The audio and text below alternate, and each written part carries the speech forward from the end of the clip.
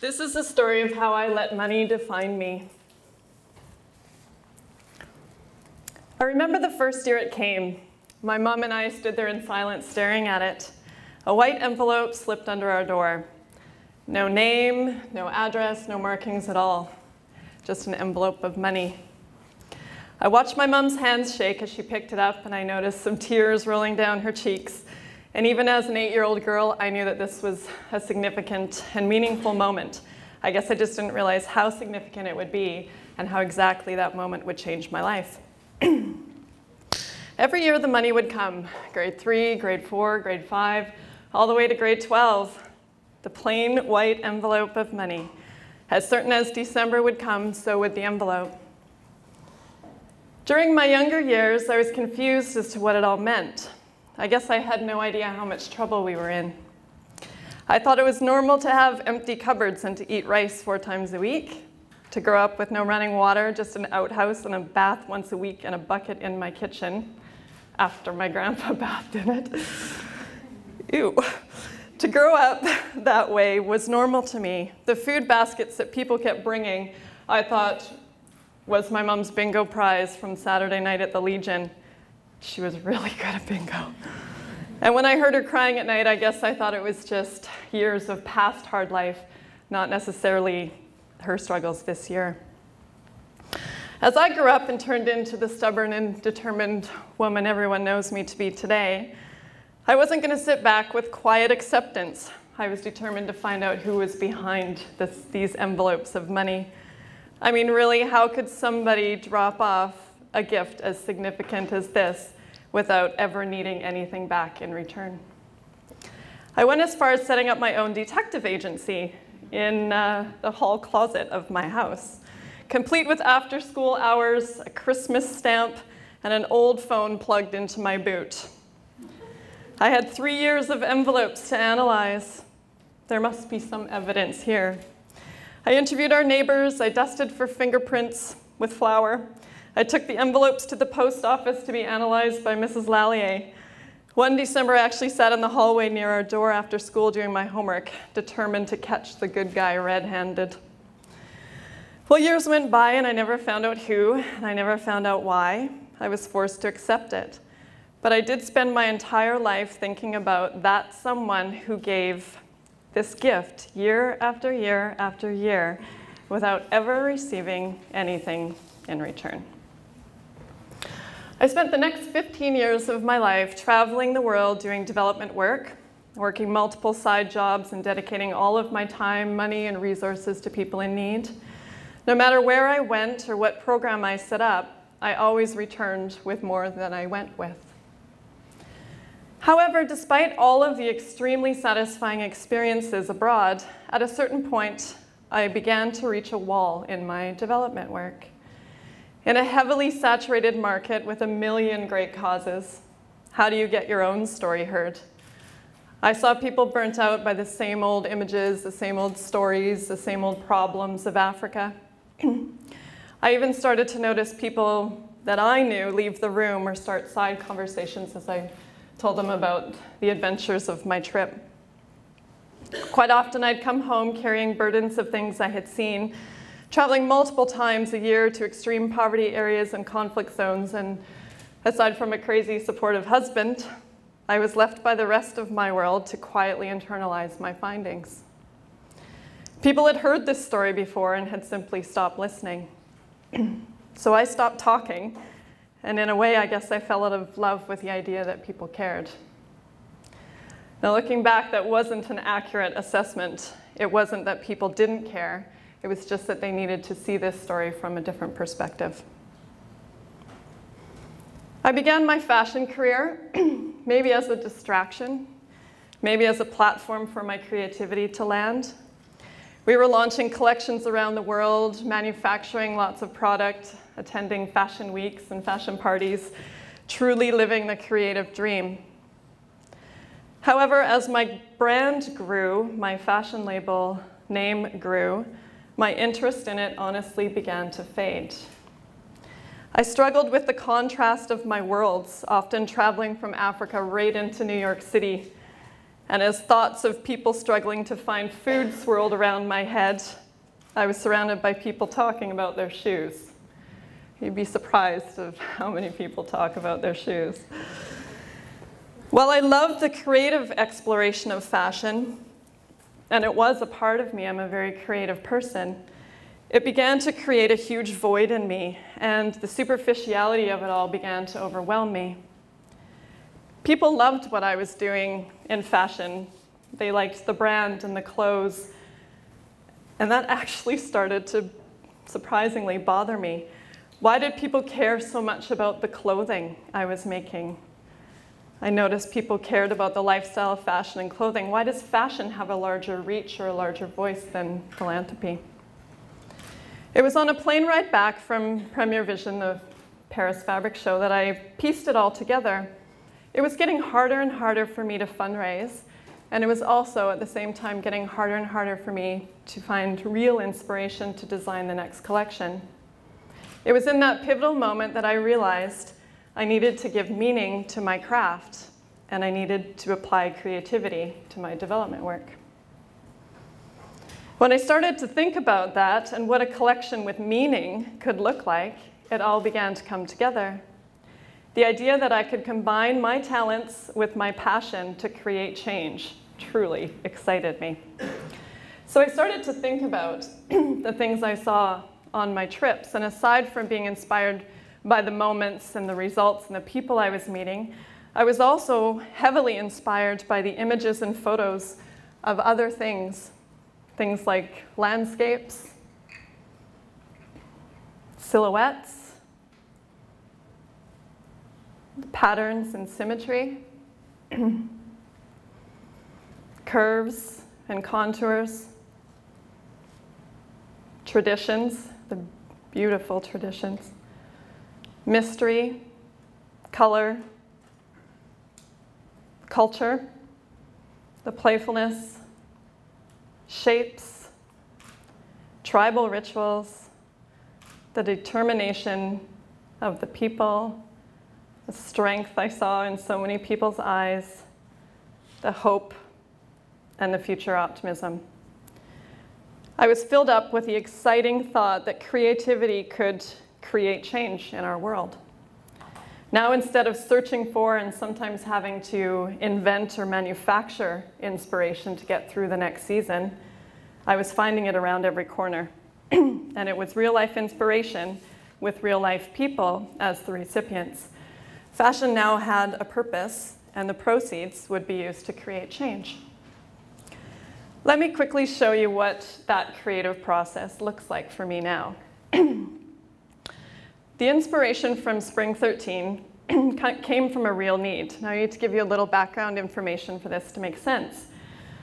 South Sudan holds some of the world's last pastoralist animist societies in the world, a beautiful, rare culture preserved by 40 years of civil war. Still, today, 80% of the conflict remaining in South Sudan emanates from these cattle camps. Nomadic in nature, these communities containing 10,000 livestock and 5,000 people repeatedly come together in violent territorial clashes, ending in widespread casualties. Forced to provide for and protect their cattle and their people, they must fight for their basic need: water, food, and land. Due to the continual outbreaks, there's immense political pressure to come up with a solution. Believing the only way to cease conflict is to dissolve this culture completely, disbandment plans have become a regular government discussion. Believing that water has the ability to reduce conflict and stabilize regions, we developed a plan with the support of the UN where we're drilling livestock watering stations and water for people in these identified conflict zones in order to show that there can be a peaceful and potentially preservative solution. So how do we take that and put it into a fashion collection? Well, it starts with a series of mood boards like I just showed you here. And then we take it and we put it into color palettes are designed. We do our own graphic prints. We look at silhouettes, textures, shapes. Everything is set. These are 2 seasons together. Top is spring, bottom is fall. It just gives you an idea. But what we're meant to do with our collections, or what I'm supposed to do, is be able to translate these themes into clothing. The spring collection is meant to tell the story of an ancient pastoralist society threatened by the modern world. Modern fabrics and silhouettes were layered over tribal traditional prints to show an unsettling contrast between 2 realities. Custom designed prints represent the impending destruction of beauty and its consequential loss. Strong collars and detailing pay homage to the strength of South Sudanese tradition, while sheer paneling reflects the dissolving of such by modern time. Within a foundational palette of black and white, the blue symbolizes water and is a hopeful reminder of a peaceful solution to be generated from the sale of this collection. So we translate it into garments, we do our photo shoots, our catalog, our editorial, and then we do usually a film. So this film sort of summarizes what I just talked about here.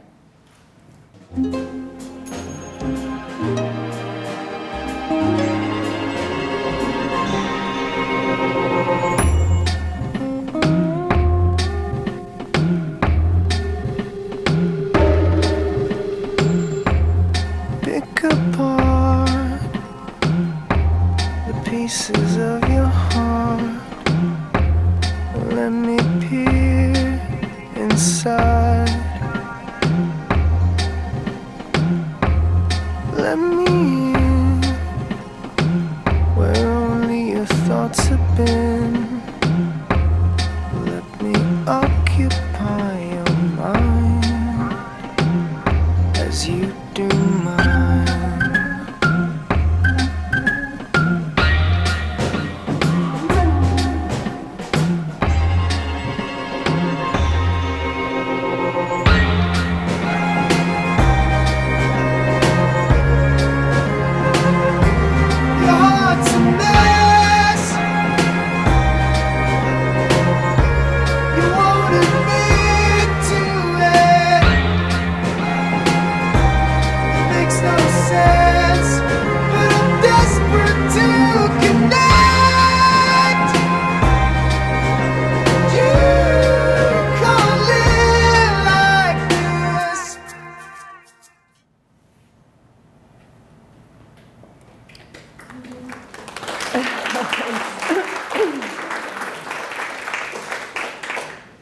So now when I travel the world, I look first for the need.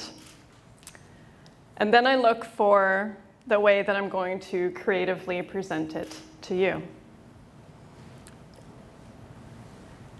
Once a collection is sold or a campaign is executed, I take it back to the field and we carry out the projects. Real results are obtained, and we are all a part of creating that change. I have one more video I'd like to show you.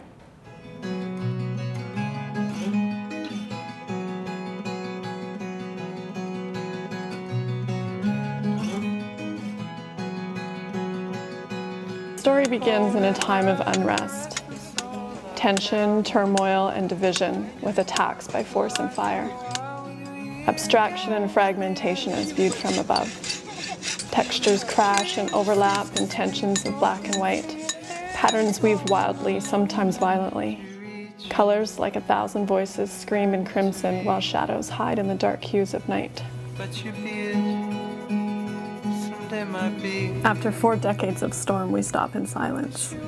The land is drained, its cracked surface lies bare and burnt. The future hangs uncertain as dust settles. The possibility of renewal is overwhelming. Smoke begins to thin and familiar designs shift, change shape, reform. Voices soften. Silhouettes appear, hauntingly serene, their patterns move closer. Ceremonial scars of tribes are revealed, a holy return from a spiritless battle.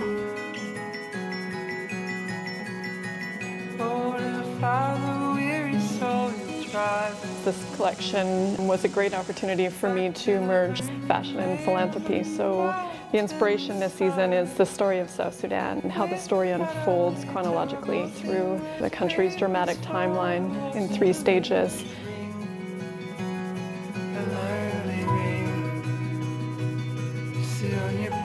The first delivery is about the opposition of the North and South, a dramatic conception of war. Themes are shown through smoke and the contrast of black and white, all scattered over this rich palette of copper and crimson, all telling the story of an ignited chaos over oil. The second delivery is Sudan Now. The land is barren and cracked, and its people scattered and displaced. We use this calming palette of wheat and soil, including coarse lines and vectors representing that tribal scarring of the many tribes around the land as these villages come together to rebuild.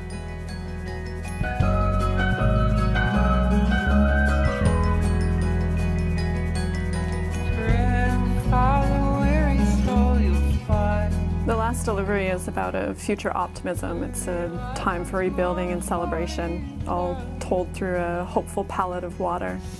In our current drilling efforts, we lay the cement, we bring water to the surface, and the village comes to life. The more people that hear this story, the more water wells we'll be able to drill, and that's really what this whole thing is about.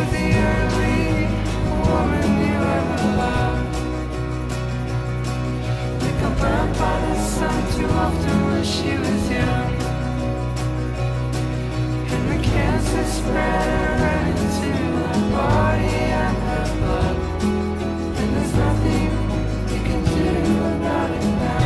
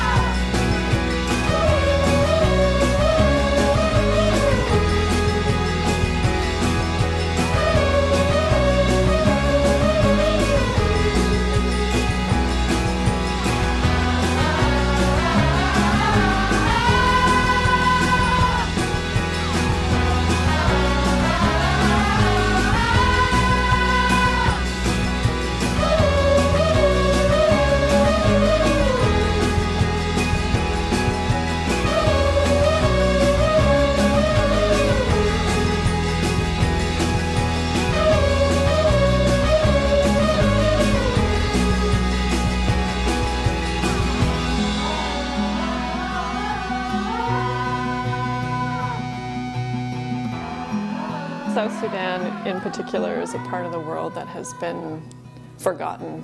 Many people don't even know where South Sudan is or what has happened to them for the last 40 years.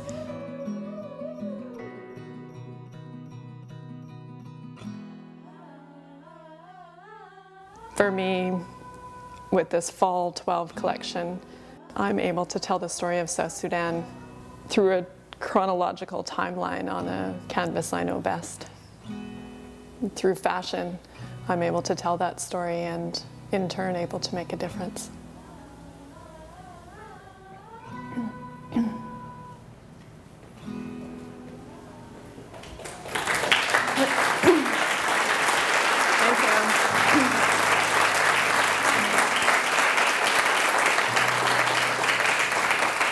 So I hope that gives you an idea of how you can merge 2 things together like this. I just want to close by sharing one final story. Last dry season, Obakki Foundation drilled 300 water wells.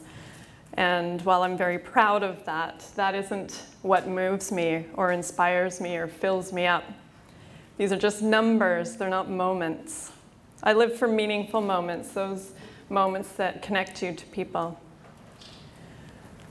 Last week, a 13-year-old girl ran after me in the hall of her school after I did a class presentation to their school. She had tears in her eyes, and she told me that I inspired her to create change in her world. That is a moment. Sitting under a tree with an elder in Africa holding the chicken they gave me that was the only chicken that they ever had in that village. That's a moment. It's not the big things in life, it's the meaningful moments that we create through our actions. And it's our place in the world and how it impacts others. You've seen this dress in the video. Well, when I designed it, I thought about the color. The red that represents the history and the bloodshed of war. The shine represents the future optimism. And the twist represents the traditional way of wearing garments in South Sudan. It was one of our best-selling dresses that season. And I thought I had thought of everything when I designed it. However, what I didn't think about is what the dress actually meant and what it could mean to somebody. Last time I was in New York City, I was doing a live interview and a photo shoot for Elle magazine, and we used these South Sudanese models to come and help me tell the story. Well, these are girls that I've been in touch with, that I've established friendship relationships with, and the girl behind me, her name is Ajang. Excuse me, she's wearing the dress that I'm speaking of. She followed me around quietly and always had, and it wasn't until I sat down to interview her that I found out the impact that this dress had on her life. Ajang has a super sad story. As a young child, she was caught in war, and she has seen many things. As a child, she would hide under beds as bullets flew through the air. She watched her dad killed in front of her, and both her and her mother have post-traumatic stress disorder as a result of the things she's seen. As I sat talking with her, she told me that everything changed when she put on this dress. It was as if this dress was telling the story of her life and was speaking to her. She told me that the tie around the waist is what Sudanese women or men do. They tie a cloth around their stomachs and pull it tight to ease their pain. Somehow, this dress told the story of her life and somehow gave her the courage to stand up and face her past. It was just a dress, one of 120 in that collection. I had no idea the impact that this dress would have and the meaning that it would have on somebody's life. I don't think we ever really know how much reach we have when we give, when you truly put yourself out there to give back. You don't have to give large. You don't have to have a company or even leave your own country to do it. You just give. Give yourself, give money, give your time, your music, your mind, your craft. By giving, you won't only fill yourself up with meaningful moments, but you could potentially influence or affect someone else's life really beyond your wildest imagination. Who would have known that their gift, one that they truly gave without expecting anything in return, would have helped set the course of my life? That gift taught me to help when I can help, to act without expectation, and to do it now because somewhere someone is sitting in need. If the person who gave that gift knew the ripple effect of their gift, I bet they would think that their money was well spent. Thank you.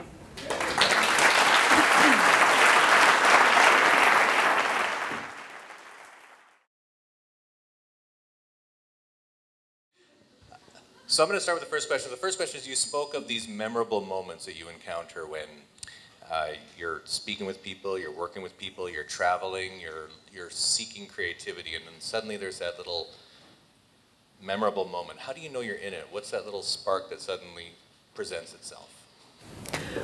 Well, it's really just a visceral reaction to what's going on. You feel, it's that overwhelming sense of emotion. So when I'm referring to meaningful moments, I think any meaningful moment to me is a moment that moves me, that makes me feel something sad, proud, happy. So any emotion? Yeah, it's an emotional thing. Yeah. A fiercer level of emotion. Mm-hmm. Awesome. Anybody relate to that? No. No, that's awesome. So who's got a question? I'm going to take the path of least resistance here. So just introduce yourself and then ask your question. I'm Nisa, and we were discussing your ability to pull tangible elements from your surroundings, and you clearly have a connection to Africa. And we were wondering if you've ever considered pulling inspiration from perhaps a different area, maybe downtown East Side, something else in your environment or something you have a connection to. Absolutely, absolutely. I think I only showed you Africa. However, I spent many years of my life traveling to Romania and other parts of the world, and even when I'm in my travels that aren't development work, I'm looking around me and I'm inspired by the things that I see. We were just in orphanages in Vietnam when we were there, and I'm definitely inspired by moments outside of Africa, and by my inspiration comes from many different places. I just happened to start in Africa, and you have to start somewhere. So yeah, my plans are to move into other places, and my inspiration isn't just limited to Africa for sure. Any hints? No. I love insider secrets. One question over here. Hi, my name is Jared. I'm a design student at Emily Carr, and just had a quick question. Really appreciated your simplistic, very clean imagery. And my question is, as you find inspiration in this wild setting of Africa, or perhaps in other wild areas, how do you balance telling that authentic narrative with, I mean, seeing as this is Money Month, with perhaps more business agenda oriented things, like how do you avoid the exploitation of indigenous people groups? And I don't mean indigenous for Africa, but just anything that's wild. Like, how do you tell that story in an authentic way, but at the still time, like, balance it with these business requirements? Right, yeah, no, that's a really good question, and I think to a lot of people, my two worlds just don't fit. So how do you take what's going on in an African village and put it into clothing and into a $500 jacket? You know, it does seem like sort of a weird transition. It really took me years to figure that out. As I mentioned, I was moved by the things I was seeing, and I have this creative nature. So really, it's a fine line. It's just being authentic and being real and being considerate and being respectful. And also, to me, it's about trying to tell that story. The need is there, and so it's just trying to tell that story in a different way. So being able to put a different spin on it and show the happy Africa and the inspiring Africa and the creative Africa. So I'm not doing collections where I'm showing the real poverty, although the results of the collection are going to address the poverty. Instead, I've been highlighting and extracting the elements that I think would interest people and move people and connect and inspire people here. Does that answer your question? Yeah. And it's amazing where you know that the proceeds are going to support a worthy cause, but the number seems insignificant or moot when you see the smiles and the fact that people are surviving longer and their families are healthier because of the water you're bringing. That's amazing. We had a question back here. Thanks. I was really inspired by your talk. I'm May. And I'm just wondering if you could just explain your business model, because I'm in architecture and I'd like to do for-profit work with nonprofit work. So I'm just wondering if you've set up a separate foundation where you can actually raise money or get grants or things like that, or if it's your for-business model totally supports the foundation. Right. Well, if you're setting up a business model, you shouldn't follow mine because it's quirky and weird and not traditional in any way. I have Obakki and I have the Obakki Foundation. We've squished them together. Really what was happening with my company is that the end of the year, whatever money was made was rolling into our projects anyway. I just didn't publicly announce that. But what I found is people were coming and buying our clothes and buying into the cause, and I wanted them to know where their money was going and to know that they're a part of it just as much as we're a part of it. So right now, Obakki covers all of the administrative costs of the foundation. So if people donate money, 100% of that money goes to the projects, whether you're donating $20 or $200, $2,000, every penny of your public donation goes to the project, which I think is really important for people. I mean, you're wanting to give money, you should know where that money is going. And then, excuse me, at the end of, within our collections, we do little capsule collections where 100% of the proceeds of those pieces also go towards the project. So the Red Scarf campaign, for example, 100% of the proceeds of that go directly to water. And then, again, in addition to it, at the end of the year, the net profits of Obakki, the fashion side, all roll into our project. So we really are 100% humanitarian. Oh, thanks. Service around here. Got my waiter's outfit on. It's Lisa. Hi, I'm Crystal. So our question was, what does the future hold for the Obakki brand and its products? What I've been noticing since I've done this merge is that we've had a very high-end luxury customer that's been following us and buying our collections, and a lot of retailers and wholesale accounts that are supporting our product. But since we've come out with the more meaningful campaigns and initiatives, a new group of people have started to come forward, and they're saying, I want to help, I want to be a part, I love what you're doing, I want to be a part of it, and we're really creating this community of people into our world to really be partners with it, with us in that. But they can't necessarily afford a $500 jacket. So I was getting a lot of people saying, how can I help? I can't buy that $500 jacket, but I still want to help. What can I do? So Obakki is looking at launching some lower price point items, some more accessible pieces, maybe some merchandise, bags, scarves, wallets, t-shirts, some things that open it up so that if you can't afford the jacket or a dress, then you can actually still be a part of it. We're also launching some creative campaigns, so recognizing that it's not just fashion, it's creative mediums, it's creative platforms in general. It can be photography, it can be art, it can be many things. So we're really just getting our footing right now, and then kind of spreading out. The more we can create ourselves, we can use this creativity to create change, the more we will. So. Just some stunning imagery we saw in there as well, and a great example of how a mood board should look too. I've got time for one more amazing question. I see a hand over here. No pressure. I don't know if it's amazing, but it's factual. My name is Kelsey, and I'm just wondering how much it costs to drill one well. Yeah, well, all over the world it's a different rate, but we drill our wells from $5,000 to $10,000, depending on the well that we put in and depending on the region. So some of the outer regions where it's actually needed more is the $10,000 because of the terrain and the difficulty in getting the crews there. So it's actually quite affordable. I had a group of 64 kids in a West Van school in 6 weeks fundraised enough money to drill a water well, and and with 100% of the money, of course, going towards the projects, it's easy for us to put that money quickly into the field. Yeah. Treana, thank you so much for your time today. Okay, thank you. And thank you for coming. Okay, thanks.